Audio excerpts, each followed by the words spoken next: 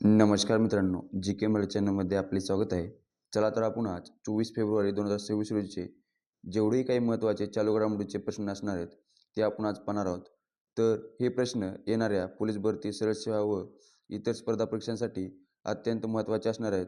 तर व्हिडिओ शेवटपर्यंत नक्की पहा. प्रश्न पहिला, पंतप्रधान नरेंद्र मोदी यांनी कोणत्या दिवशी मेरठ मेट्रो आणि नमो भारत रेल्वे सेवांच्या पूर्ण कॉरिडॉरचे उद्घाटन केले? बरोबर मित्रांनो, ऑप्शन बी 22 फेब्रुवारी 2026 रोजी उद्घाटन केले. प्रश्न दुसरा, AI फॉर ॲग्री 2026 ही जागतिक परिषद आणि गुंतवणूकदार शिखर संमेलन कोठे आयोजित करण्यात आले होते? बरोबर मित्रांनो, ऑप्शन सी मुंबई या ठिकाणी आयोजित करण्यात आले होते. प्रश्न तिसरा, महिला आशियाई कप रायझिंग स्टार्स 2026च्या अंतिम सामन्यात भारताने कोणत्या देशाचा पराभव केला? बरोबर मित्रांनो, ऑप्शन सी बांगलादेश या देशाचा पराभव केलेला आहे. तर यात यजमान देश होता थायलंड.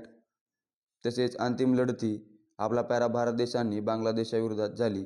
तर विजेता हा आपला प्यारा भारत देश असून उपविजेता बांगलादेश आहे. तर कोणत्या मैदानात आयोजित करण्यात आली होती? तर तेरडथाई क्रिकेट ग्राउंड, बँकॉक या ठिकाणी ही स्पर्धा खेळवण्यात आली. तसेच आयोजक आशियाई क्रिकेट परिषद व या स्पर्धेमध्ये सहभागी संघ झाले होते भारत, पाकिस्तान, बांगलादेश, श्रीलंका, थायलंड, संयुक्त अरब अमिरात व मलेशिया आणि हाँगकाँग. प्रश्न चौथा, कुंभदूत हे ॲप प्रामुख्याने कोणत्या शहरात होणाऱ्या सिंहस्थ कुंभमेळ्यासाठी विकसित करण्यात आले आहे? बरोबर मित्रांनो, ऑप्शन बी नाशिक.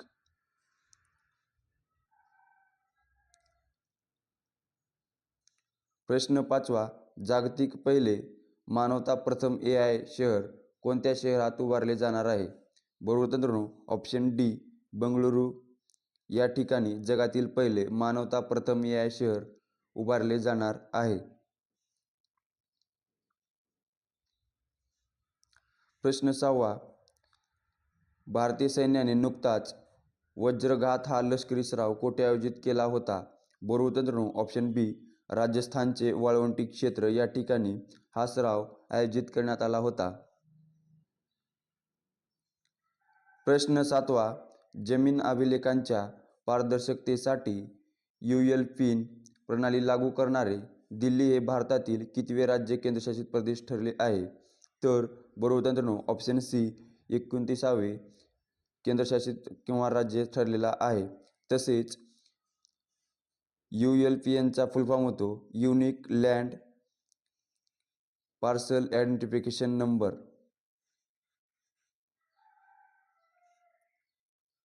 प्रश्न आठवा, 3 दिवसांचा इटखोरी महोत्सव नुकताच कोणत्या राज्यात आयोजित करण्यात आला होता?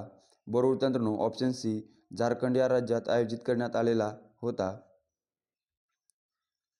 प्रश्न 9वा, अलीकडेच कोणत्या राज्याला अधिकृतपणे नक्षलमुक्त घोषित करण्यात आले आहे? बरोबर मित्रांनो, ऑप्शन बी बिहार या राज्याला म्हणून घोषित करण्यात आले आहे.